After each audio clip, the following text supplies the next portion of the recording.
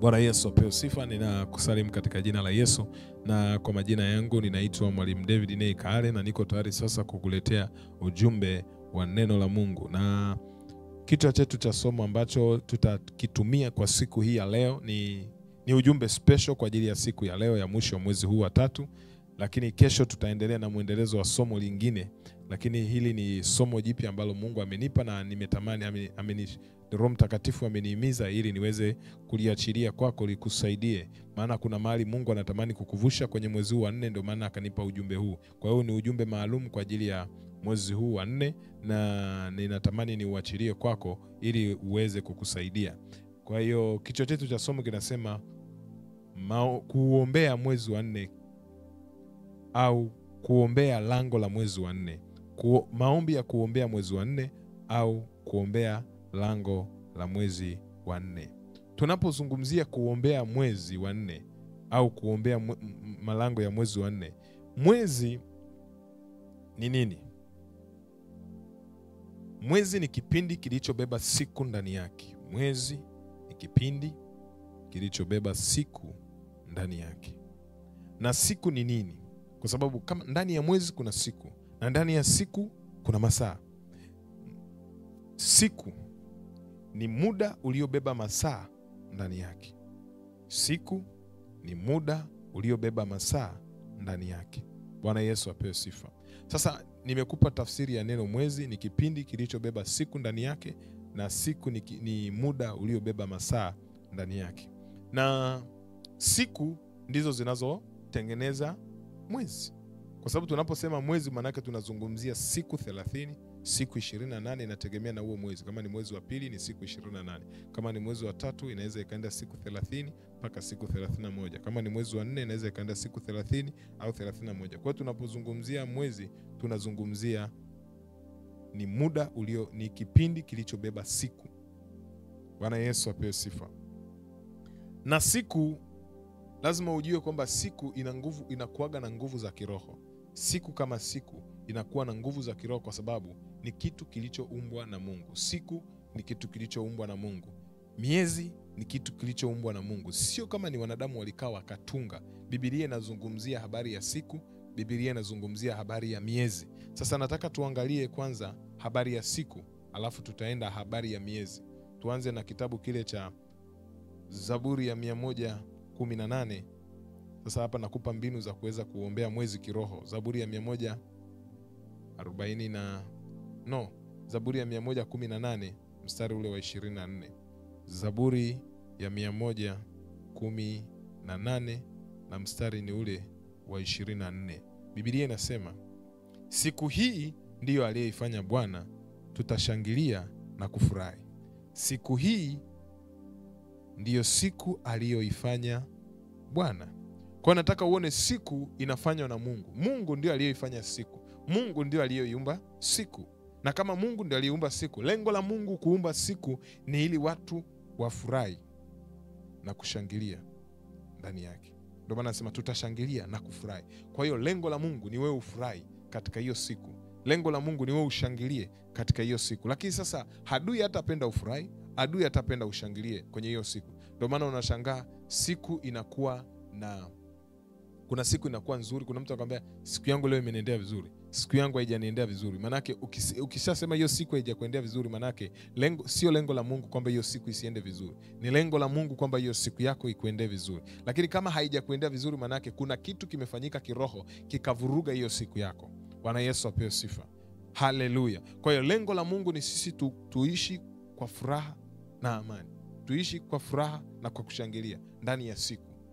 Na hivyo hivyo ndani ya miezi. Mungu anataka siku zote za miezi tuishi kwa furaha, tuishi kwa kushangilia, tuishi kwa kumtukuza yeye, tuishi kwa kufanikiwa. Bwana Yesu apewe sifa. Kwa hiyo ndani ya siku kuna nguvu za kiroho huwa zinaiongoza siku. Bwana Yesu apewe sifa. Kuna kuaga na nguvu za kiroho zinazoweza kuziongoza siku. Sasa na ndio maana lazima ujifunze kubariki siku yako, kwa sababu siku inaweza kubarikiwa na siku hiyo hiyo inaweza kulaaniwa. Kwa hiyo mtu akilaani siku yako ya Jumatatu, maana yake kila Jumatatu ya huo mwezi wa 4 mfano, au kila Jumatatu ya mwaka utakutana na visirani vya hali ya juu. Kuna watu kila inapofika Jumatatu wanakutana na visirani, kila inapofika Jumanne mfano wanakutana na changamoto fulani.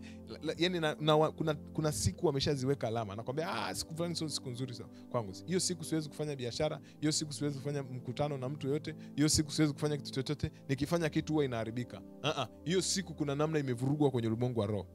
Bwana Yesu apewe sifa. Haleluya. Kwa hiyo ni vizuri ukaomba kwa Mungu, ukaombea siku yako, ukaibariki siku yako, kwa sababu siku ina nguvu za kiroho, inaweza kubarikiwa na inaweza kulaaniwa. Na siku, ngoja niweke utangulizi huu. Namba 1, siku inaweza kubarikiwa na siku inaweza kulaaniwa. Hiyo ni namba 1. Alafu nitakwambia na namba 2. Siku inaweza kutumika kama tumbo la uzazi. Sasa nitaanza na namba 1 kwamba siku inaweza kubarikiwa au siku inaweza kulaaniwa. Alafu tutaenda namba 2. Alafu baada hapo tutaendelea na mtiririko mwingine. Fungua na mimi kitabu kile cha Mwanzo mlango wa 2. Kabla tujaanza kuangalia siku namna gani inabarikiwa, nataka tuangalie namna gani siku inalaaniwa. Alafu tumalize kwa namna gani siku inabarikiwa. Fungua na mimi kitabu kile cha Ayubu mlango ule wa 3. Nataka tuanze kuona namna gani siku inaweza kulaaniwa. Biblia inasema baada ya hayo Ayubu akafunua kinywa chake. Ayubu mlango wa 3 mstari wa 1 hadi wa 7. Anasema baada ya hayo Ayubu akafunua kinywa chake na kuilaani siku yake. Nataka uone hiyo sentence, na kuilaani siku yake. Kwa hiyo ile siku ililaaniwa. Ayubu alifunua kinywa akailaani siku. Adui anaweza kufunua kinywa chake akailaani siku yako. Na anapoilaani siku yako, kuna baadhi ya vitu vinaweza vikajitokeza ndani ya hiyo siku. Sasa nitakupa mtiririko hapa. Unaona kwenye mstari wa 2 mpaka wa 7 anasema, Ayubu akajibu akasema, na ipotelee mbali siku ile niliyozaliwa mimi, na usiku ule uliosema mtoto mume ametungishwa mimba. Siku hiyo na iwe giza, Mungu asiangalie kutoka juu, wala mwanga usiingie. Kwa sababu unaona anapoilani siku, kuna vitu vinaingia kwenye hiyo siku. Namba 1 anasema na ipotelee mbali. Maana ile siku inaondolewa kwenye kalenda. Adui anapoilani siku yako, hiyo siku inaondolewa kwenye kalenda. Inaondolewa kwenye kalenda za siku, kalenda za miezi, kalenda za miaka. Bwana Yesu apewe sifa. Na anaposema na ipotelee mbali, maana hiyo siku inapotea, maana hakuna kitu cha maana utafanya hiyo siku kikafanikiwa. Kwa hiyo Ayubu anasema na ipotelee mbali siku ile niliyozaliwa mimi. Kwa hiyo adui anaweza kutumia siku zile. Kuna matukio ya siku ambayo adui anaweza kuyatumia kuvuruga maisha yako. Kwa mfano, Ayubu anaweza kutumia tarehe yako ya kuzaliwa kuvuruga maisha yako. Ayubu anailani siku yake ya kuzaliwa. Kwa hiyo unaona tukio lake la kuzaliwa, maana yake liliingiza, yani laana ilipenya kwenye siku ya kuzaliwa. Kwa hiyo adui anaweza kapenyeza roho ya laana kwenye siku yako ya kuzaliwa. Bwana Yesu apewe sifa. Na ndio maana mimi ninashangaaga watu wengi sana wanafurahigi kusherekea happy birthday. Sikatai, lakini nyuma ya pazia hawapatagi muda wa kuombea hiyo siku na kuibariki. Alafu wenyewe wanaposti tu mitandaoni happy birthday sijui nini. Sikiliza. Wakati unaposti mtandaoni happy birthday sijui nini, wakati huo mwenye roho mbaya, watu wenye nongwa, au watu tunavyoita wenye nongwa, Waswahili wanaita watu wenye nongwa, watu wenye roho mbaya, wanaweza wakaona kumbe ni siku yake. Okay, siku yake kuzaliwa kumbe ni tarehe fulani mwezi fulani. Ana uwezo wa kuishughulikia hiyo siku yako ya kuzaliwa kwa kuilaani na kwa kuiapizia maneno, kuitamkia maneno mabaya. Inapotamkiwa maneno mabaya, hiyo siku inaharibika. Kwa hiyo wewe kila ukifika hiyo tarehe utakutana na manuksi, mamikosi, na kuanzia hapo maisha yako yataanza kuwa na nuksi na mikosi ya hali ya juu. Kama Ayubu aliweza kuilaani siku yake ya kuzaliwa, kuna vitu vilijitokeza kwenye maisha ya Ayubu wakati Ayubu alipoilaani siku yake ya kuzaliwa. Nataka tuangalie hivyo vitu. Kitu cha kwanza Biblia inasema kwenye mstari wa 4, siku hiyo na iwe giza. Maana yake alipoilaani hiyo siku, maana yake giza lilikuja likaingia kwenye hiyo siku. Giza linamaanisha nini? Giza linamaanisha shetani. Yesu ni nuru ya ulimwengu, shetani ni giza. Kwa hiyo giza liliingia kwenye maisha ya Ayubu alipoilaani siku yake. Anasema Mungu asiangalie toka juu, wala mwanga usiangazie. Maana yake hiyo siku ikilaaniwa, Mungu huwa haitazami hiyo siku. Nimekupa Zaburi ya 118 mstari wa 20, anasema siku hii ndiyo aliyoifanya Bwana, tutashangilia na kufurahi. Manake hiyo siku aliyoifanya Mungu tutashangilia, tutafurahi. Manake kuna mashangilio ndani ya siku na kuna furaha ndani ya siku. Sasa inapolaaniwa hiyo siku, manake inaondoka kwenye mashangilio, inaondoka kwenye furaha, inaingiwa na huzuni, inaingiwa na giza. Bwana Yesu apewe. Ndio maana Ayubu anasema siku hiyo na iwe giza, Mungu asiangalie toka juu. Manake ikilaaniwa, Mungu anaacha kuitazama hiyo siku. Wala mwanga usiangazie, manake nuru ya Mungu haitaangaza kwenye hiyo siku, manake giza totoro litaiandama hiyo siku.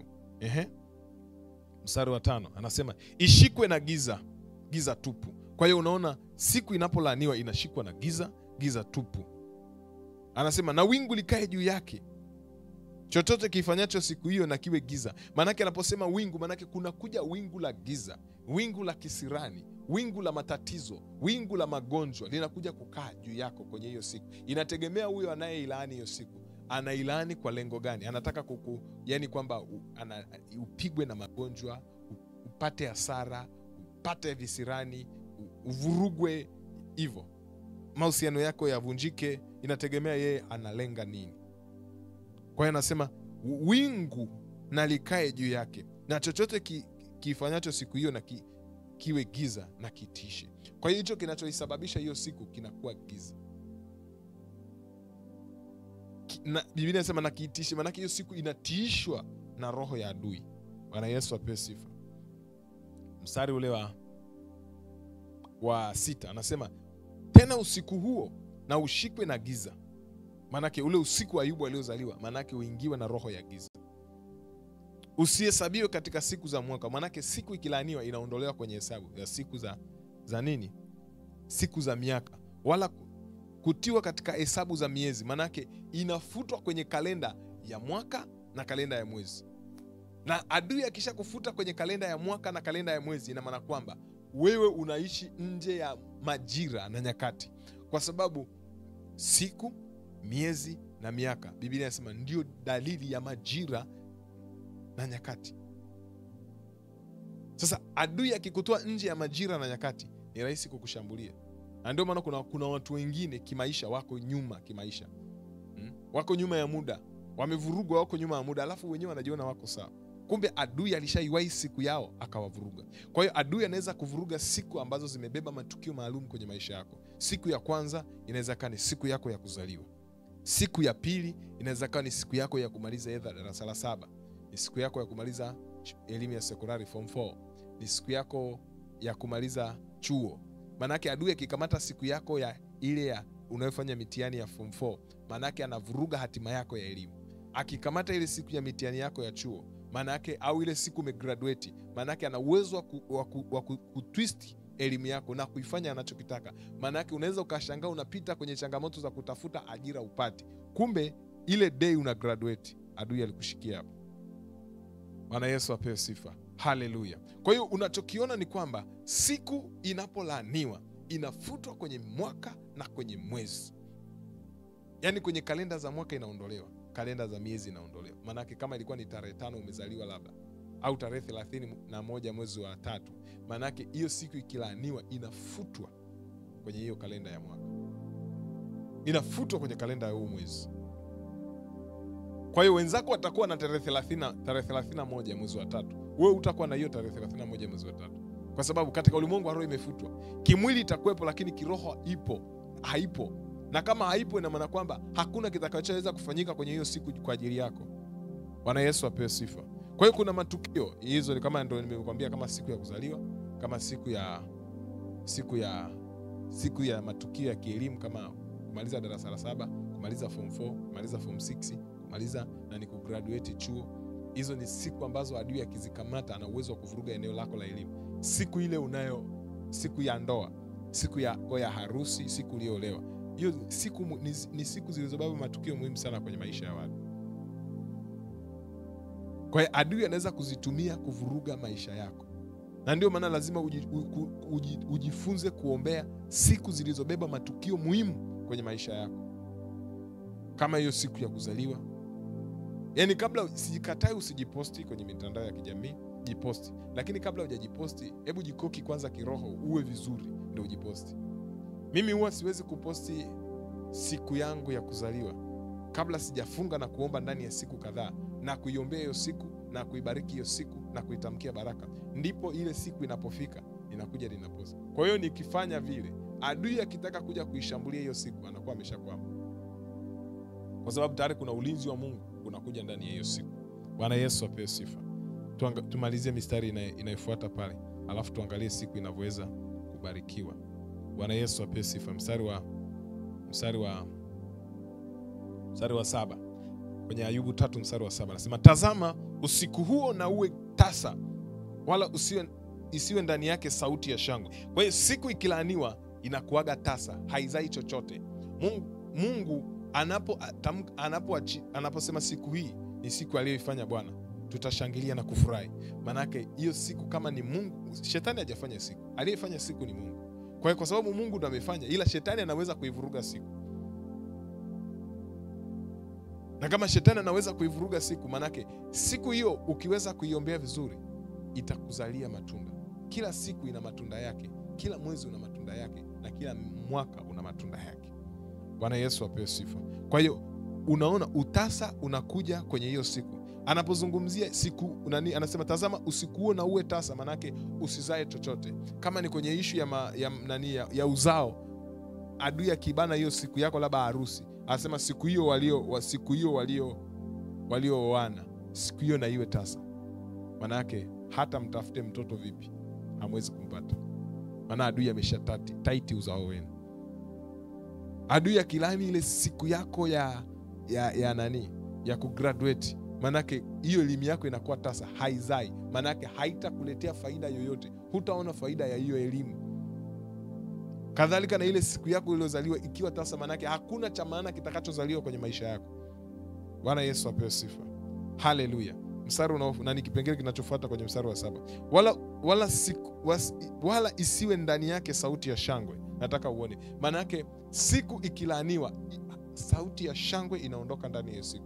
Manake siku inakuwa imebeba sauti ya shangwe, sauti ya furaha, sauti ya shangwe inakuwa ndani ya siku. Sasa inapolaaniwa, manake ile sauti inaondolewa ya shangwe na furaha. Kwa hiyo itakuja sauti ya kilio, sauti ya maumivu, sauti ya majonzi, ndio itatawala kwenye hiyo siku. Mstari ule wa 8 anasema, na waulani hao waulanio mchana, hao walio tayari kumwamsha Leviathan. Unapoilani siku unaamsha roho inayoitwa Leviathan. Manake kuna roho inaamka inaitwa Leviathan, ambayo roho inakuja kuleta mapambano kwenye hiyo siku na inapataga nguvu. Yani Leviathan ni roho okay. Ngoja nikupe Isaya 27. Ngoja nikupe huyu Leviathan ni nani? Kwa sababu nikikwambia unaweza kufikiri ni jina la mtu mmoja hivi, kumbe sio jina la mtu, ni roho fulani hivi. Biblia inasema katika siku hiyo, Isaya 27 mstari wa 1, katika siku hiyo Bwana kwa upanga wake ulio mkali, ulio mkubwa, ulio na nguvu, atamwadhibu Leviathan nyoka yule mwepesi, na Leviathan nyoka yule mwenye kuzongazonga, naye atamuua yule joka aliye baharini. Kwa hiyo unaona Leviathan ni joka aliye baharini. Ni roho ya shetani ambayo inatokea kwenye maji.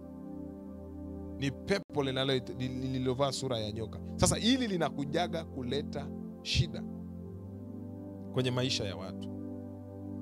Bwana Yesu apewe sifa. Linakujaga kuleta shida kwenye maisha ya watu na linavuruga maisha ya watu vibaya mno. Huyu Leviathan huyu ni roho hiyo ambayo lakini inapataga mlango pale siku inapolaaniwa. Kwa hiyo siku ikilaaniwa, manake kuna roho zinakuja kukaa kwenye hiyo siku, zikihakikisha zinatekeleza kile kilichosemwa. Ile laana iliyosemwa ikupate. Yale manuizo, mahapizo yaliyokuwa yameapizwa kwenye hiyo siku yakupate. Kwa hiyo sasa wewe ujifunze kuibariki siku. Nimekwambia siku inaweza kulaaniwa na siku inaweza kubarikiwa. Sasa tunataka tuangalie siku inawezaje kubarikiwa. Mwanzo ule mlango wa 2. Mstari wa 1 na wa 2 na wa 3. Biblia inasema, basi mbingu na nchi zikakamilika na jeshi lake lote. Na siku ya 7 Mungu akamaliza kazi yake yote aliyoifanya. Akastarehe siku ya 7, akaacha kuifanya kazi yake aliyoifanya. Mungu akaibariki siku ya 7. Nataka uone hiyo sentensi. Mungu akaibariki siku ya 7, akaitakasa, kwa sababu katika siku hiyo Mungu alistarehe, akaacha kuifanya kazi yake yote aliyoiumba na kuifanya. Mungu akaibariki siku ya saba. Nataka uone ile sentence, Mungu akaibariki siku. Kwa hiyo siku ya saba ilibarikiwa. Wewe unaweza ukabariki siku yako. Iwe ni leo, ni Jumatatu, unaweza kuibariki kesho, unabariki kesho kutwa, siku zote unaweza kubariki. Kwa hiyo nataka uone anaposema Mungu akaibariki, maana yake ile siku ilibarikiwa, namba moja. Akaitakasa, namba mbili. Kwa sababu katika siku hiyo Mungu alistarehe. Kwa hiyo ukibariki siku na kuitakasa, ndani ya hiyo siku utapata kustarehe. Bwana Yesu apewe sifa. Baraka zimebeba kustarehe. Kwa hiyo unapoibariki siku yako na kuitakasa hiyo siku, maana yake Mungu anakupa kustarehe kwenye hiyo siku. Kama ni kwenye siku yako ya kuzaliwa, Mungu anakupa kustarehe kwenye siku yako ya kuzaliwa, na maisha yako yanakuwa yamebeba starehe. Una starehe. Bwana Yesu apewe sifa. Lakini pia hiyo ni namba moja. Namba mbili, anasema akaacha kuifanya kazi yake yote aliyoifanya. Maana yake lile neno akaacha kuifanya kazi yake linatokana na neno kupumzika. Bwana Yesu apewe sifa. Mungu akamaliza kazi yake yote kwenye mstari wa pili aliyoifanya, akastarehe siku ya saba. Haleluya. Nataka tuangalie, fungua na mimi kitabu kile cha Hesabu, ule mlango wa 6, mstari ule wa 20 na mstari wa 22 mpaka mstari wa 27. Biblia inasema, kisha Bwana akanena na Musa na kumwambia, nenda na Haruni na wanao uambie, hivi ndivyo mtakavyowabarikia wana wa Israeli, na kuambia, Bwana akubarikie na kukulinda. Kwa hiyo unaona, unapoibariki siku, Bwana akubarikie na kukulinda. Maanake siku inapobarikiwa inakuwa imebeba ulinzi wa kiungu. Kwa hiyo ukibariki siku yako inakuwa imebeba ulinzi wa kiungu. Hiyo ni namba moja. Kwa hiyo kama umeibariki siku yako, umebariki mwezi wako, maanake huo mwezi unalindwa na nguvu za Mungu. Kwa hiyo adui hataleta mshale wowote. Na ndiyo maana ukiibariki hiyo siku, maanake kila silaha itakayofanyika juu yako haitafanikiwa, na kila ulimi utakayenuka kuulaani mwezi wako wa 4, kuvuruga mwezi wako wa 4, kuwapizia manuizo mabaya mwezi wako wa 4, haitafanikiwa. Bwana Yesu apewe sifa. Kwa hiyo namba moja, siku ikibarikiwa inabeba ulinzi wa Mungu. Namba mbili, Bwana akuangazie nuru za uso wake na kukufadhili. Maanake siku inapobarikiwa inakuwa inaangaziwa na nuru za uso wa Bwana. Hiyo ni namba moja. Lakini namba mbili, Mungu anaachilia ufadhili wake kwenye hiyo siku. Ndio maana Biblia inasema Bwana akuinulie nuru za uso wake na kukufadhili. Maanake Mungu anaweza kukufadhili kwenye hiyo siku, maadamu hiyo siku umeibariki, maadamu hiyo siku imejaa baraka. Mstari ule wa 26, Bwana akuinulie uso wake na kukupa amani. Maanake siku inapobarikiwa inaachilia roho ya amani. Amani inatawala kwenye siku. Kama unataka kuishi maisha ya amani ya kila siku, jifunze kuamka asubuhi na mapema, iombee siku yako na kuibariki hiyo siku. Maanake mwambie Mungu, ninaibariki sawasawa na kitabu kile cha Hesabu ule mlango wa 6. Bwana ibarikie siku yangu na kuilinda. Aiangazie nuru za uso wake na kuifadhili hii siku ya leo. Ainulie uso wake na kuipa amani. Katika jina la Yesu Kristo, nimeiweka jina la Bwana kwenye hii siku. Hii siku imebarikiwa. Ni siku ambayo tutafurahi na kushangilia katika jina la Yesu. Na kila nitakachokifanya kitafanikiwa. Maana hizo ni baraka umezitamka juu ya hiyo siku.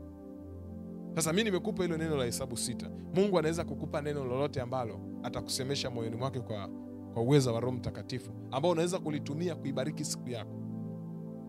Kwa siku inabarikiwa unapoibariki hivyo vitu nilivyokuambia. Cha kwanza, ulinzi wa Mungu.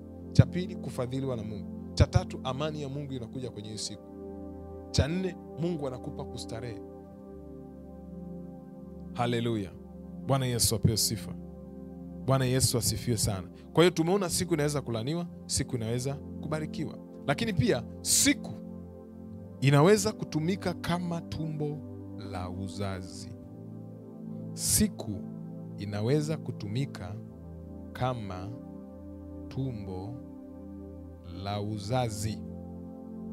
Bwana Yesu apewe sifa. Zaburi ya 110. Nataka nifafanue kidogo alafu tuendelee. Mstari ule wa 3 anasema, watu wako wanajitoa kwa hiari siku ya uwedha wako, kwa uzuri wa utakatifu, tokea tumbo la asubuhi unao umande wa ujana wako. Nataka uone ile neno tokea tumbo la asubuhi. Siku imebeba majira makubwa mawili, imebeba asubuhi na jioni. Na ndio maana ukisoma kwenye kitabu kile cha Mwanzo, Biblia inasema ule Mwanzo ule mlango wa kwanza ule mstari ule wa 3, Biblia inasema akasema na iwe nuru, na nuru ikawa. Akasema ikawa jioni, ikawa asubuhi, siku ya kwanza. Kwa hiyo siku inaanza jioni, inamalizika asubuhi. Haianzi asubuhi kamalizika jioni. Inaanza jioni, inamalizika asubuhi, inaanza asubuhi, inamalizika jioni. Bwana Yesu apewe sifa kwa mujibu wa Biblia. Kwa hiyo sasa unataka uone kwamba anapozungumzia asubuhi, maana yake anazungumzia majira yaliyoko ndani ya siku. Anazungumzia muda ulioko ndani ya siku. Kwa hiyo anaposema kwenye ile Zaburi sasa, watu wako wanajitoa kwa hiari siku ya uweza wako, kwa uzuri wa utakatifu, tokea tumbo la asubuhi. Nataka uone ile sentence, tokea tumbo la asubuhi. Ukisoma hii sentence ya Zaburi ya 110 ule mstari wa 3, anaposema tokea tumbo la asubuhi, maana yake ili neno tumbo anatumia neno womb, maana yake anatumia neno womb of the morning. Kwa hiyo unaona anatumia neno tumbo la asubuhi. Kama anapozungumzia tumbo, anamaanisha tumbo la uzazi. Kwa hiyo siku ni tumbo, imebeba tumbo la uzazi. Kwa kile utakachokisema kwenye hiyo siku kinakuwa mbegu, kinaweza kukuza. Sasa yakipandwa maneno mabaya, yanakuwa ni mbegu mbaya ambazo zitaota na zitaleta madhara kwenye maisha yako. Ukitamka maneno mema, hizo mbegu zitaota na utaona matunda mema, kwa sababu mema na mabaya zote ni matunda. Bwana Yesu apewe sifa. Sasa inategemea wewe kwenye hilo tumbo lako la asubuhi unalipandia nini. Kwa hiyo kama ni ule mtu wa asubuhi kifika unakusanya shuka, wenzako asubuhi wanaamka wanaingia kwenye maombi, wengine wanaingia mitandaoni wanajiunga na vipindi vya maombi kama hivi tunavyoachilia vipindi vya maombi. Kuna watu wamejiunga pamoja na sisi, maana yake wanataka kuitengeneza asubuhi yao iwe njema. Bwana Yesu apewe sifa. Haleluya. Kwa hiyo umeona mpaka hapo picha ya mwezi ni nini? Mwezi ni kipindi kilichobeba siku ndani yake. Siku ni muda uliobeba masaa ndani yake. Kwa hiyo ndani ya siku kuna lango la asubuhi na lango la jioni. Kuna malango mawili makubwa, asubuhi na jioni. Na ndani ya asubuhi sasa kuna asubuhi, kuna mchana, na jioni kuna usiku. Kwa hiyo ndani ya siku kuna malango makubwa 4. Lango la asubuhi, lango la mchana, lango la jioni na lango la usiku. Kwa hiyo hayo ni malango 4. Bwana Yesu apewe sifa. Na hayo malango 4 yamebeba vitu tofauti tofauti. Asubuhi kuna kitu imebeba, mchana kuna kitu imebeba, jioni kuna kitu imebeba, na usiku wa manane au usiku kuna kitu pia imebeba. Bwana Yesu apewe sifa. Haleluya. Kwa hiyo hayo masaa ya asubuhi, masaa ya mchana na masaa ya jioni ni muda ambao unatengeneza siku. Na ndani ya siku tuna masaa 24. Na ndani ya mwezi tuna siku 30. Ukipiga 24 mara siku 30 unapata masaa ambayo tunaweza kuyatumia kwenye mwezi mzima. Bwana Yesu asifiwe sana. Sasa mwezi, kila mwezi una baraka zake. Kila mwezi unayo baraka zake. Fungua na mimi kitabu kile cha Ufunuo. Kila mwezi unayo baraka zake. Kitabu cha Ufunuo 22. Nataka nikuonyeshe namna gani ujue kwamba kila mwezi unayo baraka zake. Ufunuo 22 mstari wa kwanza na wa pili. Alafu nitafafanua kidogo, alafu nitakupa sasa utaratibu wa namna ya kuombea mwezi huo wa 4. Biblia inasema, kisha nikaonyeshwa mto wa maji ya uzima wenye kung'aa kama bilauri, ukitoka katika kiti cha enzi cha Mungu na cha mwana kondoo. Na katikati ya njia kuu yake, upande huu na upande huu wa ule mto, ulikuwapo mti wa uzima uzaao matunda aina 12, wenye kutoa matunda yake kila mwezi, na majani ya mti huo ni ya kuyaponya mataifa. Narudia, mstari ule wa pili kwenye Ufunuo 22. Na katika njia kuu yake na upande huu na upande huu wa ule mto uliokuwepo mti wa uzima uzao matunda ya aina 12. Nataka uone huo mti wa uzima unazaa aina 12 za matunda, wenye kutoa matunda yake kila mwezi, wenye kutoa matunda yake kila mwezi, wenye kutoa matunda yake kila mwezi. Manake kila mwezi unayo matunda yake. Mwezi wa kwanza kuna matunda yake, mwezi wa pili una matunda yake, mwezi wa tatu una matunda yake, mwezi wa nne pia una matunda yake, mwezi wa tano una matunda. Kwa hiyo maombi ndiyo atakaye kusaidia ili uweze kupokea yale matunda ambayo Mungu ameyakusudia ndani ya mwezi wa nne. Sasa usipoomba hayo matunda hayawezi kuzaliwa. Na wakati mwingine matunda yale tunayetaka yazaliwe ndani ya mwezi, tunatakiwa tupande mbegu kwenye hilo lango la huo mwezi. Nimekuambia siku inaweza kutumika kama tumbo la uzazi. Kwa hiyo kile utakachokipanda kwenye lile lango la mwezi wa 4 ndicho utakachokivuna. Bwana Yesu apewe sifa. Kwa mfano, twende kwenye kitabu cha turudi kwenye kitabu cha Mithali 13 mstari wa 2. Tuone matunda. Tuone matunda. Nataka tuone matunda. Mithali 13 mstari ule wa kwanza na wa pili. Nitasoma mstari 13 mstari wa kwanza na wa pili. Biblia inasema, mwana mwenye hekima usikiliza mausia ya babaye, bali mwenye dharau usikiliza maonyo. Na mtu atakula mema kwa matunda ya kinywa chake, bali nafsi ya mtu haini itakula jeuri. Mtu atakula mema kwa matunda ya kinywa chake. Mtu atakula mema kwa matunda ya kinywa chake. Maana yake utakula mema kutokana na kile unachokitamka au kile unachokikiri. Biblia inasema mauti na uzima viko katika uweza wa ulimi. Kwa hiyo kile utakachokipanda kwenye hiyo siku ni mbegu ambayo itakusaidia kuzaa mwezi. Kwa hiyo ukiubariki mwezi huo wa 4, manake baraka zile za Mungu zitatembea na wewe kwenye mwezi huo wa 4. Kwa hiyo lazima kila mwezi uwe na neno la kusimamia ambalo litazaa matunda. Biblia inasema neno la Mungu ni mbegu. Neno ni mbegu. Kwa hiyo kama neno ni mbegu, lazima uwe na neno ambalo utalisimamia. Lazima uwe na ahadi ya Mungu ambayo utasimama naye kwenye huo mwezi, ambaye itakuzalia matunda ndani ya huo mwezi. Iwe na ahadi ya Mungu kwenye eneo la uchumi wako, au uwe na ahadi ya Mungu kwenye ndoa yako. Maanake kama unataka kuona ndoa yako ni tofauti kwenye huo mwezi, lazima uwe na ahadi ya Mungu. Kama unataka kuona kazini kwako kuko vizuri, lazima uwe na ahadi ya Mungu. Kama unataka kuona biashara yako mwezi huo wa 4 inakuwa nzuri, lazima uwe na ahadi ya Mungu. Neno ambalo utalisimamia kuombea biashara yako mwezi huo wa 4, lazima uwe na neno, kwa sababu Biblia inasema mtu atakula mema kwa matunda ya kinywa chake. Kile utakachokuwa unakiri kwenye huo mwezi wa 4 ndicho kinachotokea. Ukikiri mabaya, mabaya yatakupata. Ukikiri mema, mema yatakupata, kwa sababu siku ni tumbo la uzazi. Na kama ni tumbo la uzazi, linaweza kuzaa vitu ndani ya mwezi na ndani ya miaka. Bwana Yesu apewe sifa. Haleluya. Bwana Yesu apewe sifa. Kwa hiyo tunapoona kwenye kile kitabu cha Ufunuo anasema kwamba hayo,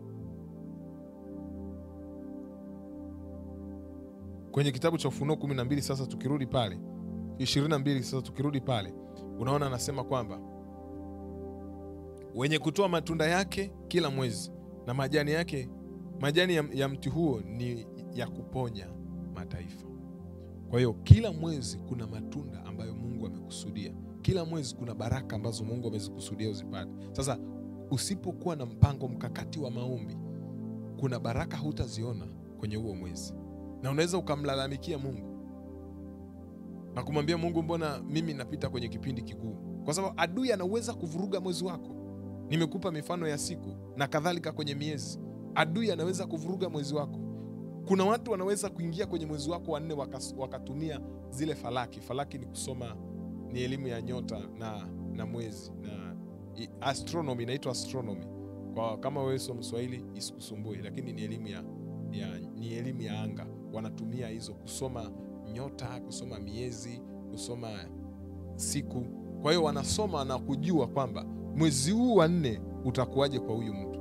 Na wakishajua wanaanza kushughulikia huo mwezi. Mwezi wa 5 utakuwaje kwa huyu mtu, wanaushughulikia. Mwezi wa 6 utakuwaje kwa huyu mtu, wanaushughulikia. Tuliwahi kufanya maombi kipindi fulani, tukamnasa mtu mmoja alikuwa mchawi. Na kuna moja ya siri nyingi sana alituambia za huko upande wa giza. Na moja ya vitu ambavyo yule mchawi alituambia, alisema kwamba akitaka kuvuruga maisha ya mtu, huwa yeye anatupa majini. Anasema kuna jini ambalo anaweza akatupa jini kubwa ambalo likasimama kwenye huo mwezi. Alafu anatuma majini mengine madogo madogo ambaye yanasimama kwenye siku, na mengine yanasimama mpaka kwenye saa. Kwa yale majini yatakukamata tu, na yatahakikisha yamekudhuru au yamekuvuruga. Kwa hiyo kama yametumwa kukuua kwenye huo mwezi, hayatakukosa. Bila msaada wa Mungu hautachomoka hapo. Kwa hiyo alitueleza kwamba ni namna gani anavyotumia zile roho chafu za shetani kushambulia watu kwa kupitia lango la mwezi, kupitia lango la siku, kupitia lango la masaa. Na baada ya kuniambia hivyo, Roho Mtakatifu moyoni mwangu akanipa ufunuo, ambao ule ufunuo nilianza kuutumia kunisaidia kwenye maisha yangu tangu kipindi hicho. Na ndio maana mimi, watu wengi hawajai kujua, wakati mwingine wanaonaga nimeposti kwenye mitandao ya kijamii labda nimeandika salamu za mwezi wa kwanza, salamu za mwezi wa pili, salamu za mwezi wa tatu. Maana yake kila mwezi ninaomba na Mungu kuna neno ananipa, na hilo neno huwa nalitumia kama mwanga wa kuniangazia katika njia zangu. Sababu Biblia inasema neno la Mungu ni taa na mwanga utakao kuangazia. Maana yake huwezi kwenda kwenye mwezi wa 4 bila kuwa na lango na ni taa. Huo mwezi unaweza ukawa giza. Maana yake huna taa kwenye mwezi huo wangapi? Wa 4. Sasa kama hauna taa kwenye mwezi wa 4, uwe na uhakika utatembea kwenye giza na adui atakubomoa. Kwa hiyo neno ni taa na mwanga utakao kuangazia. Bwana Yesu apewe sifa. Haleluya. Kwa hiyo baada ya pale nilijifunza kitu kikubwa sana ambacho kimenisaidia, na mimi Roho wa Mungu amenisisitiza leo nikupe ujumbe huu ambao utakusaidia. Ujifunze kuombea kila mwezi wako, sio tu mwezi wa 4 ambao tunaingia. Ujifunze kuombea mwezi wa 4, na ukija mwezi wa 5 ujifunze kuombea, na wa 6 na wa 7 ujifunze kuombea huo mwezi. Haleluya. Bwana Yesu apewe sifa. Bwana Yesu asifiwe sana. Na kuna hatua chache unaweza ukazichukua kama hatua 7 ambazo zinaweza kukusaidia kwa ajili ya kuombea mwezi wako wa 4. Hatua ya kwanza ni kumshukuru Mungu kwa ajili ya mwezi uliopita. Kwa mfano leo ni tarehe 31 mwezi wa 3 mwaka 2025. Kwa hiyo tutamshukuru Mungu kwa ajili ya mwezi huu wa 3, kwamba Mungu tunakushukuru, na tutatumia Zaburi ya 147. Na ni Zaburi ya 107 ule mstari wa kwanza. Kisomba nasema haleluya. Zaburi ya 107. Haleluya. Nataka tuisome hiyo Zaburi ya 107 ule mstari wa kwanza ili upate picha itakayoitumia. Kwa hiyo hatua ya kwanza ni kumshukuru Mungu. Kwa hiyo ukisoma Zaburi ya 107 mstari ule wa kwanza inasema hivi: Mshukuruni Bwana kwa kuwa ni mwema, kwa maana fadhili zake ni za milele. Mshukuruni Bwana kwa kuwa ni mwema, kwa maana fadhili zake ni za milele. Kwa hiyo unapomshukuru Mungu, mshukuru Mungu kwa ajili ya kukupa huo mwezi. Amekulinda, amekutunza, amekusaidia pamoja na changamoto zote umepita, lakini Mungu amekuwa pamoja na wewe. Kwa hiyo mshukuru Mungu. Hata kama kuna malengo na mipango ulikuwa umeiweka ndani ya mwezi wa 3 hujaweza kuifikia, chukua nafasi ya kumshukuru Mungu kwa ajili ya huo mwezi. Kwa hiyo ni hatua ya kwanza. Hatua ya pili, omba toba juu ya makosa na dhambi ulizozifanya ndani ya mwezi huo. Kwa sababu toba inampa Mungu nafasi ya kuingilia kati na kukusaidia.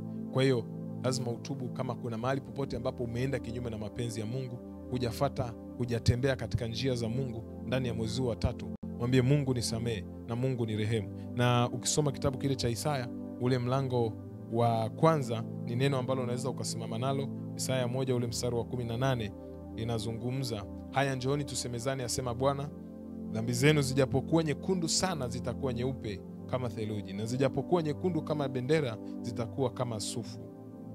Bwana Yesu apewe sifa. Kwa hiyo anaposema haya njooni tusemezane, manake huo ni wito ambao Mungu anatoa wa kutubu. Kwa hiyo hatua ya pili, tubu juu ya dhambi zako na makosa yako uliyoyafanya na namna ulivyoenda kinyume na mapenzi ya Mungu. Yamkini kuna kitu Mungu alitaka ufanye kwa mwezi wa 3 huku ukifanya. Kuna njia ambayo Mungu alitaka uitembee, huku umetembea kwenye njia zako na sio kwenye njia za Bwana. Kwa hiyo ni vema ukaenda mbele za Mungu kwa toba na kumwambia Mungu nisamehe, na naomba mwezi wa 4 utembee pamoja na mimi na uso wako uende pamoja na mimi. Jambo la tatu,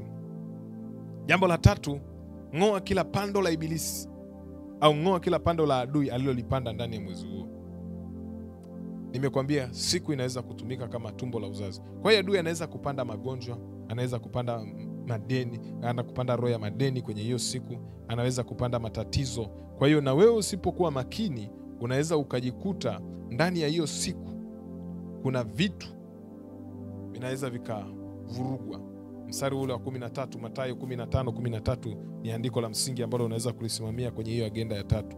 Akajibu akasema, kila pando asilolipanda Baba yetu wa mbinguni litang'olewa. Kwa hiyo ng'oa kila kilichopandwa. Ng'oa roho za magonjwa, ng'oa roho za madeni, ng'oa roho za balaa, ng'oa roho za visirani, mikosi, matatizo, machangamoto yote uliyokutana nayo mwezi wa 3. Hakikisha umeyang'oa na umemwambia Mungu, hizi changamoto hazitakwenda pamoja na mimi katika mwezi wa 4. Kwa sababu nataka nikuambie kitu kimoja ambacho hujawahi kukijua.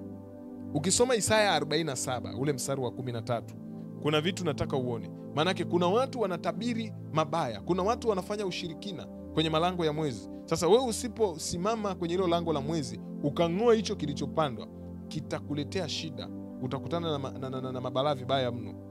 Isaya 47 ule mstari wa 13 anasema, simama sasa na uganga wako na wingi wa uchawi wako uliojitaabisha nao tangu ujana wako, labda utaweza kupata faida, labda utaweza kushinda. Huo ni mstari wa 12 kwenye Isaya 47. Mstari wa 13, umechoka kwa wingi wa mashauri yako, basi na wasimame hao wazijuao falaki. Manake wajuao nini? Usomaji wa nini? Wa nyota hizo na mwezi na nini na vitu vingine. Watazamao nyota, watu wanaojua kutazama nyota. Watabirio kila mwezi mambo ya mwezi huo, wanaotabiri. Kwa hiyo adui anaweza kusimama na kutabiria mabaya mwezi wako wa 4. Kwa hiyo hayo ni mapando ambayo adui amekupandia. Kwa hiyo unatakiwa usimame, ung'oe kila pando adui alilolipandikiza. Adui anaweza kutabiri mabaya kwenye ndoa yako, adui anaweza kutabiri mabaya kwenye biashara yako, adui anaweza kutabiri mabaya. Adui anaweza kufanya ushirikina wa hali ya juu kwenye ndoa yako. Unaweza ukashangaa kwenye uchumi uko vizuri, lakini kwenye ndoa unakutana na balaa vibaya mno. Shetani unajua ni mpuuzi, na usipomshughulikia atakushughulikia. Na ndio maana kuna mtu mmoja akaniambia yeye zamani kuna mtu alikuwa anamchezea. Sasa huyo mtu ameshaokoka sasa. Akaniambia zamani kuna mtu alikuwa anamchezea, akaenda kwa mganga kumshughulikia huyo mtu aliyekuwa anamchezea zamani. Na alipofika kwa ule mganga alifanya vitu vyake vya kishirikina. Baadaye akachukua vyuma viwili. Sasa sijajua ni vyuma vya shaba au vyuma vya vyuma, mimi sikujua, lakini aliniambia alichukua vyuma viwili. Baadaye akawa kuna vitu ananuiza, alafu anamwambia gonganisha hivyo vyuma, gonganisha hivyo vyuma, gonganisha hivyo vyuma. Vile vyuma vikawa vinagongana. Sasa kilichotokea wakati anagonganisha hivyo vyuma, manake kumbe alikuwa analeta roho ya migongano kwenye ndoa ya yule mtu aliyekuwa anamchezea. Na kuhakikishia watu, anakuambia walikuwa wanagombana, wanapigana barabarani, wanapigana nyumbani, wanapigania kwenye makochi, kwenye vitanda, kila mahali wanapigana. Yaani kitu kidogo tu hasira, mwanamke analipuka, mwanaume analipuka, wanapigana. Kwa hiyo unaweza ukashangaa kuna migogoro na mapigano ndani ya ndoa. Kumbe adui alishakuseti. Kwa hiyo hilo ni pando adui alilipandikiza la kishirikina. Ni namna gani unaling'oa? Unalitakiwa uling'oe kwenye maombi, kwa sababu Biblia inasema kila pando asilolipanda Baba yetu wa mbinguni litang'olewa. Adui anaweza kukupandia magonjwa, adui anaweza kukupandia kisirani kwenye huo mwezi. Ndio maana unashangaa kuna watu kila ikifika mwezi wa 3 kwa visirani. Mwingine anakuambia huu mwezi wa 4 sio mzuri sana. Mwezi wa 4 huwa uagi mzuri kwangu. Maana yake huo mwezi umepandiwa kisirani kwako. Lazima ufanye maombi ya kung'oa hayo maroho ya shetani na maroho mabaya. Bwana Yesu apewe sifa. Haleluya. Kwa hiyo adui anaweza kupandia laana kwenye huo mwezi wa 4. Kwa hiyo wewe ni kufuta kila laana. Mwambie Mungu, kila laana iliyotumwa juu yangu haitafanikiwa. Kila silaha za kichawi futa kwa damu ya Yesu. Kwa hiyo ni pointi ya 3. Pointi ya 4, amrisha baraka za Mungu zije ndani ya mwezi huo wa 4 au mwezi wako wa 4. Amrisha baraka za Mungu zije ndani ya mwezi wa 4. Maana yake ukisoma kitabu kile kitabu cha Ayubu 38 ule mstari wa 12. Ayubu 38:12 inasema, je, umeamuru asubuhi tangu siku zako zinapoanza? Umeyajulisha mapambazuko mahali pake. Nataka uone sentence. Umeamuru asubuhi tangu siku zako zilipoanza. Je, umeamuru? Manake umeamrisha, yani umekomandi asubuhi yako iweje. Umekomandi siku yako iweje. Umekomandi mwezi wako wa 4 uweje. Manake kile utakacho kikomandi kwenye mwezi wa 4 ndicho kitakachokuwa. Bwana Yesu apewe sifa. Kwa hiyo ukikomandi baraka za Mungu zije kwenye mwezi wa 4, baraka za Mungu zitakuja ndani ya huo mwezi wa 4. Usipokomandi kwenye mapambazuko ya mwezi wako wa 4, adui anaweza kutumia huo mwezi kukuvuruga na kukupiga vibaya mno. Kwa hiyo sasa lazima uamrishe baraka za Bwana zije. Useme na amuru baraka zile Mungu alizokusudia mwezi wa 4 zije kwenye maisha yangu. Natamka baraka mwezi wangu wa 4. Kila balaa zilizotumwa hazitanipata, visirani, maneno yote, manuizo, maapizo, kila roho zote chafu ninazikemea kwa jina la Yesu Kristo. Hazitapata nafasi kwenye maisha yangu. Tumia Zaburi pia ya 33. Ule mstari wa 9 na wa 10. Biblia inasema, maana yeye alisema ikawa, yeye aliamuru ikasimama. Manake kile utakachokisema kitakuwa. Kile utakachokiamuru kitasimama. Ukiamrisha baraka zitasimama kwenye hilo lango la mwezi wa 4. Ukiamrisha baraka kwenye lango la siku zitasimama. Ukiamrisha baraka kwenye miezi yako iliyobakia ya mwaka 2025, hizo baraka zitasimama kwenye huo mwezi. Biblia inasema, maana yeye alisema ikawa na yeye aliamuru ikasimama. Bwana huyabatilisha mashauri ya mataifa, hutangua makusudi ya watu. Kwa hiyo Mungu anaweza kubatilisha makusudi mabaya ya watu wa mataifa na kubatilisha mashauri ya watu. Haleluya. Kwa hiyo ombea hiyo siku yako, iamrishie baraka. Tamka baraka kwenye hilo lango la siku. Hilo ni jambo la 4. Jambo la 5, fanya agano la Mungu kwa mwezi huo kwa kupitia sadaka na maombi. Kwa hiyo usiingie mwezi wa 4 kirejareja. Ingia kwenye lango la mwezi wa 4 ukifanya agano na Mungu. Unaweza kufanya agano na Mungu kwa kupitia ile Zaburi ya 50.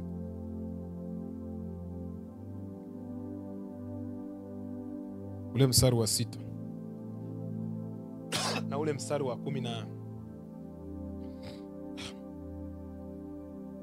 mstari wa 5 na ule mstari wa Zaburi ya 50 ule mstari wa 5 inasema, nikusanyieni wacha Mungu wangu waliofanya agano nami kwa dhabihu.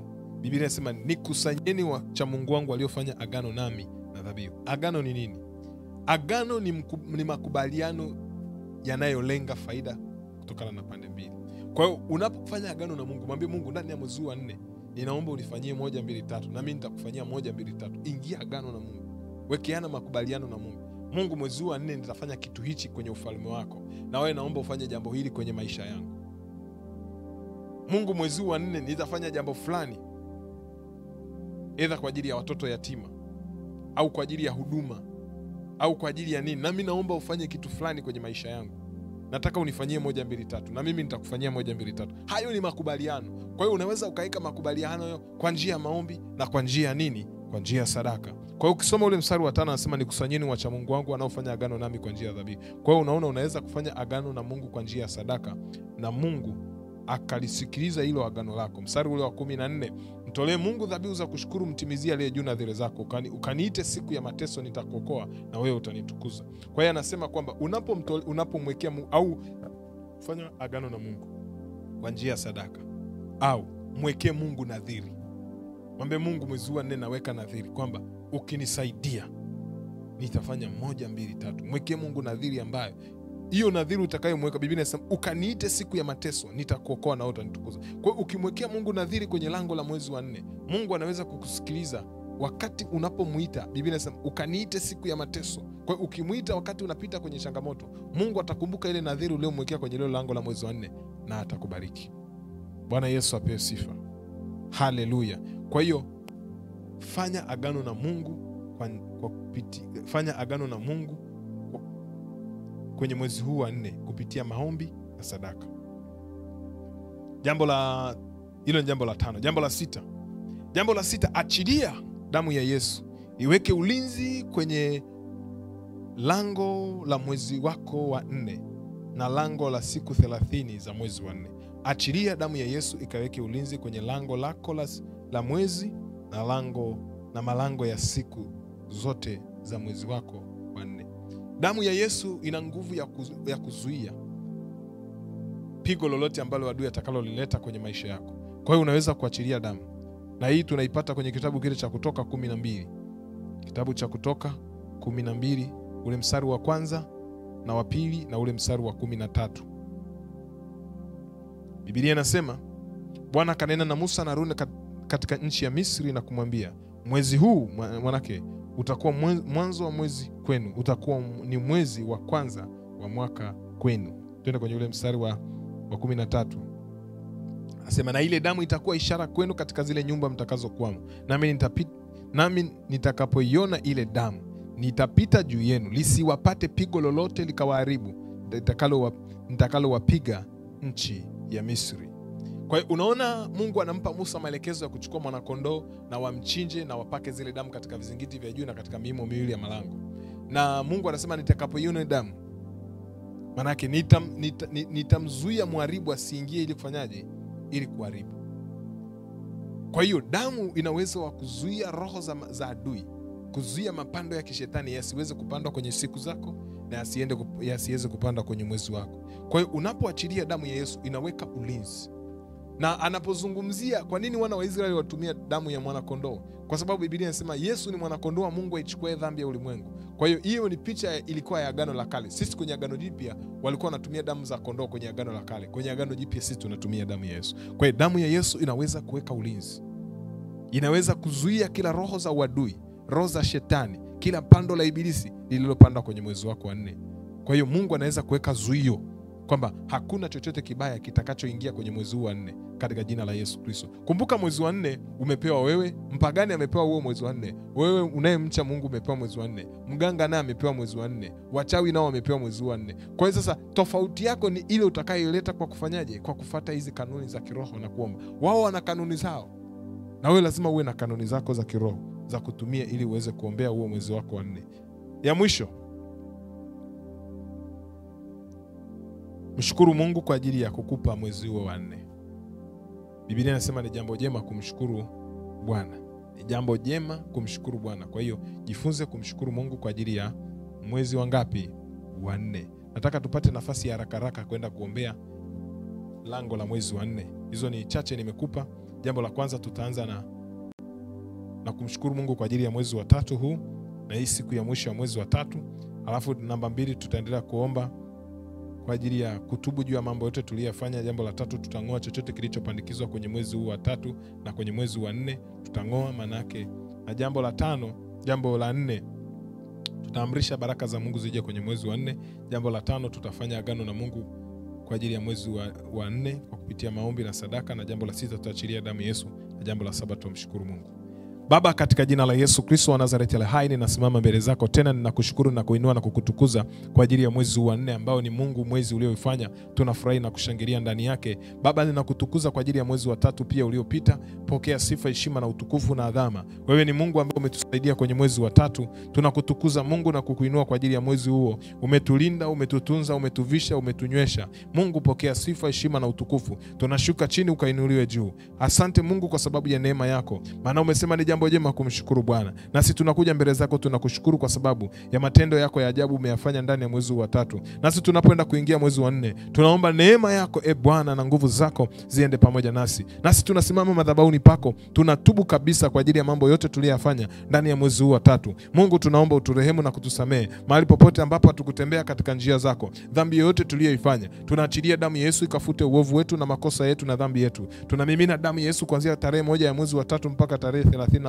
Bwana, chochote tulichokifanya ndani ya mwezi huo, tunaomba rehema zako, tunaomba msamaha wako. Bwana, uturehemu, Bwana utusamehe, Bwana ututakase kwa damu ya Yesu Kristo na katika jina la Yesu Kristo. Maana umesema kwenye kitabu kile cha Isaya, haya njooni tusemezane, asema Bwana, dhambi zenu zijapokuwa nyekundu zitakuwa nyeupe kama sufu. Nasi tunatubu na kuomba uturehemu na kutusamehe. Na kama kuna jambo lolote ambalo tumelifanya mwezi wa 3 ambalo alikupendezi, alikufurahishi, Mungu wetu na Baba yetu, tunaomba rehema, tunaomba masamaha. Katikati ya ghadhabu yako kumbuka toba, katikati ya ghadhabu yako Bwana kumbuka rehema. Rehema na msamaha zinawe Mungu ketie mahali pasiri palipoinuka katika jina la Yesu na katika damu ya Bwana wetu Yesu Kristo. Ninaiachilia damu yako Bwana ikatutaka kututakasa na kutusafisha. Tunatubu juu ya dhambi yoyote ambayo tumeifanya, juu ya makosa yote tuliyofanya, juu ya uovu wote tuliyofanya, na kila pando la dhambi lililopandikizwa ndani ya nafsi zetu, roho zetu na miili yetu. Kwa damu ya Yesu tunamwaga damu yako ya Pasaka, tunang'oa kila pando asilolipanda Baba yetu wa mbinguni. Tunaingia katika ulimwengu wa kiroho sasa, tunang'oa mapando ya magonjwa yaliyokuwa yamepandwa kwenye mwezi wa tatu,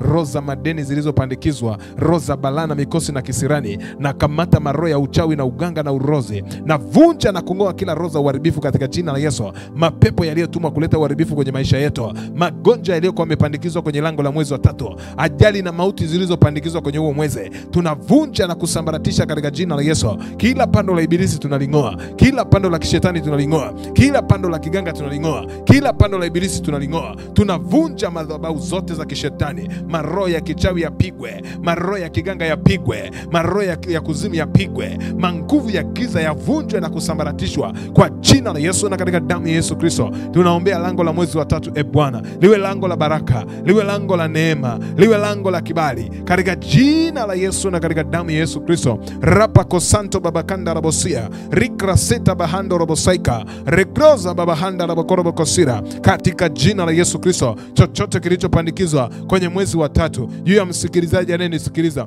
ninaking'oa hilo pando hata ingia nalo mwezi wa 4. Ninang'oa roho za kisirani, ninang'oa roho za balaa, ninang'oa roho za mikosi, ninang'oa roho za magonjwa, ninang'oa roho za mauti, ninang'oa roho za kufeli, ninang'oa roho za hasara kwa jina la Yesu Kristo. Ninang'oa roho za utasa, huo utasa utaingia nayo mwezi wa 4. Ninavunja na maroho ya utasa kwa damu ya Yesu na katika jina la Yesu. Utasa kwenye ndoa, utasa kwenye biashara, tunang'oa kila pando la utasa. Tunafuta laana za kipepo zilizotamkwa na maapizo ya kishetani kwenye mwezi wa tatu. Tunaharibu kabisa hizo roho, hazitamshikilia, hazitamfunga kwa damu ya Yesu na katika jina la Yesu Kristo. Nguvu zako Bwana, uweza wako Bwana upate kupita kwa damu ya Yesu Kristo na katika jina la Yesu. Tunang'oa kila pando la ibilisi, tunasambaratisha kwa damu ya Yesu Kristo katika jina la Yesu na katika damu ya Yesu. Tunang'oa kila pando asilolipanda Baba yetu wa mbinguni, laana zote za kipepo zilizotamkwa, wote wanaotabiri mabaya kwenye mwezi wa tatu na wa 4. Tumefuta kabisa mapando ya ibilisi ya mwezi wa tatu. Tumeng'oa kila pando la ibilisi lililopanda kwenye mwezi wa 4. Tunaingia katika ulimwengu wa roho. Tunafuta chochote kwenye siku zote 30 za mwezi wa 4. Tunaziombea, tunaachilia baraka za Bwana kwenye huo mwezi wa 4.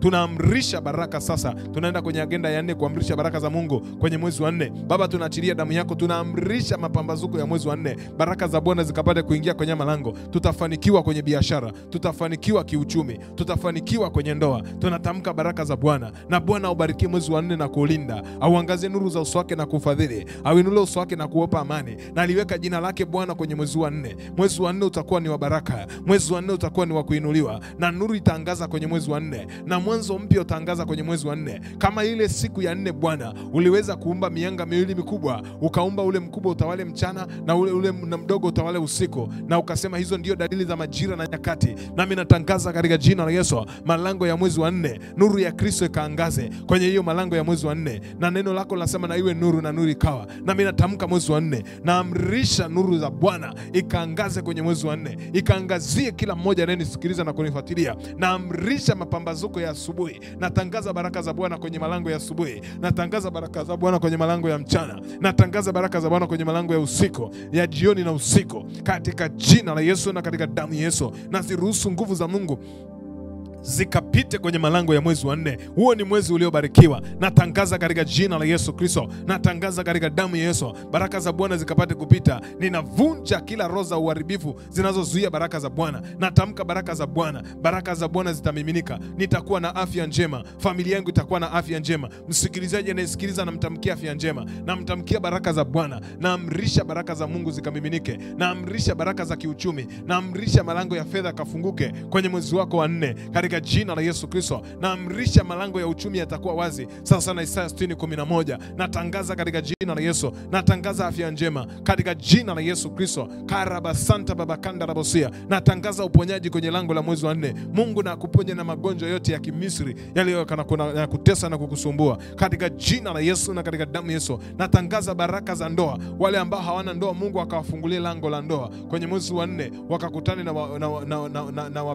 na wapendwa wao katika jina la Yesu Kristo. Karabasanta babakanda rabosia rikrosaya bababahoza mahanda, katika jina la Yesu na katika damu ya Yesu. Natangaza baraka za Mungu zikapite kwenye lango la mwezi wa 4. Kila roho za kisirani zilizotumwa juu yako kazini, zilizotumwa juu yako kwenye biashara, nimezing'oa na kuziondoa katika jina la Yesu Kristo. Natangaza baraka kubwa za Mungu zikamiminike, na Mungu akupe umande wa mbinguni kwenye mwezi wa 4, na manono ya nchi ya Tanzania ukayale mwezi huu wa 4 katika jina la Yesu Kristo na katika damu ya Yesu Kristo. Ubarikiwe wewe na uzao wako, mwezi wa 4 ukawe wa baraka juu ya kwako na juu ya watoto wako na juu ya uzao wako na familia yako. Nimebariki mwezi wa 4 unaenda kuwa wa baraka kwenye maisha yako katika jina la Yesu Kristo. Ninakushukuru Mungu kwa ajili ya lango la mwezi wa 4. Baraka zako zikadumu kwenye mwezi huo katika jina la Yesu Kristo. Nimeubariki na nimevunja kila roho za laana, mikosi, balaa na kisirani hazitakuwepo kwenye lango la mwezi wa 4. Nami nimetamka baraka za Mungu, na Bwana ubarikie mwezi wa 4. Mungu akaubariki mwezi wa 4 ukafanyike baraka kwenye maisha yako, na Mungu akakutokea kwenye mwezi wa 4 kama alivyomtokea Shadraka, Meshaki na Abednego. Akakutokea kwenye hiyo biashara yako, akakutokea kwenye hiyo ndoa yako, na ukapate suluhisho na kila changamoto unayopitia. Ninaitangazia leo ni mwisho. Natangaza sasa na Naumu 1:9 neno lako lasema kwamba hayo mateso hayatainuka mara ya pili. Natangaza mwezi wa 4 hiyo roho ya mateso nimeikomesha, haitainuka mara ya pili kwenye maisha yako katika jina la Yesu Kristo wa Nazareti ale hai na katika damu ya Yesu. Mungu imidiwe na kutukuzwa. Tunaenda kuombea agenda ya 5, kufanya agano na Mungu. Baba yangu na Mungu wangu, katika jina la Yesu nimesimama mbele zako Bwana, kwa kupitia dhabihu niliyosimama nayo. Ninaombea mwezi huu wa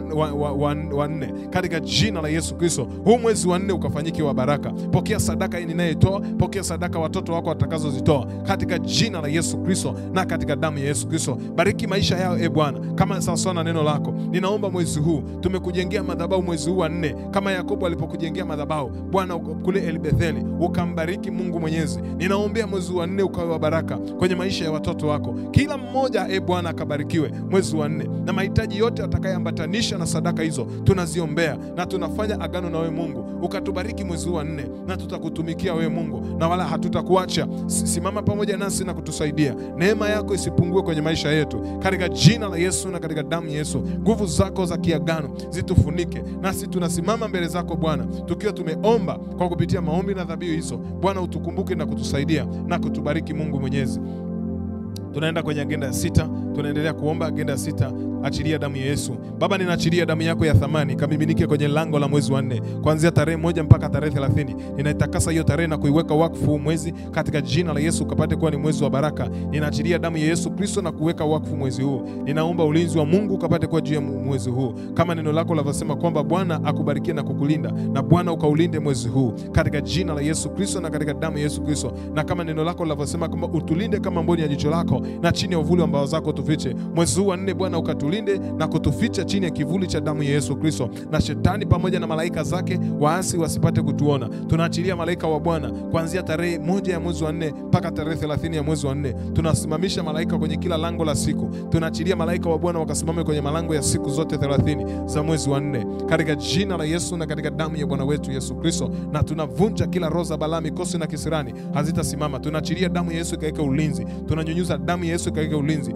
Tunazuia kila roho za uharibifu hazitasimama pamoja nasi kwenye mwezi wa 4. Na neno lako lasema utakapoiona hiyo damu utamzuia mharibu asiingie kuharibu. Na tumeachilia damu ya Yesu, tumezuia roho zote za uharibifu. Tumeimwaga damu ya Yesu kwenye siku zote 30 za mwezi wa 4, na tumeziweka wakfu kuanzia sasa. Adui hatazitumia wala hatazivuruga, na mwezi huo utakuwa wa baraka, wa neema na kibali. Na damu yako inaenena mema, ikanene mema kwenye lango la mwezi wa 4 na siku zote za maisha yetu katika jina la Yesu Kristo na katika damu ya Yesu. Nena mbele za Mungu kwa ajili ya kumshukuru Mungu kwa ajili ya mwezi wa 4. Mungu wetu na Baba yetu, tunakushukuru, tunakuinua, tunakutukuza. Pokea sifa na heshima na utukufu. Asante kwa kutupa neema na kibali kwa ajili ya mwezi wa 4. Tunakutukuza Mungu kwa sababu umefanya hayo yote tuliyaomba, na neno lako lasema yale yote tunayoomba tuamini kwamba tutayapokea, nasi tumeyapokea Bwana. Na tunashukuru baraka zako ambazo zimeminika kwenye maisha yetu. Tunauweka mwezi wa 4 wakfu kwako, na tunaziruhusu baraka zako zikapenye na kupita kwenye lango la mwezi wa 4 katika jina la Yesu na katika damu ya Bwana wetu Yesu Kristo. Uhimidiwe na utukuzwe Mungu milele yote, kwa sababu wewe ni Mungu.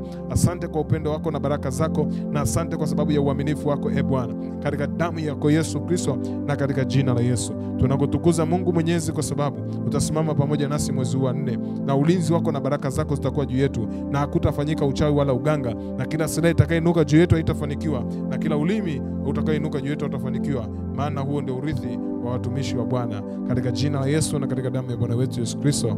Amen. Bwana Yesu apewe sifa. Tunamshukuru Mungu kwa ajili ya kufikia mwisho wa kipindi chetu, na unaweza kutoa sadaka yako kwa ajili ya namba zilizoko hapo kwenye skrini.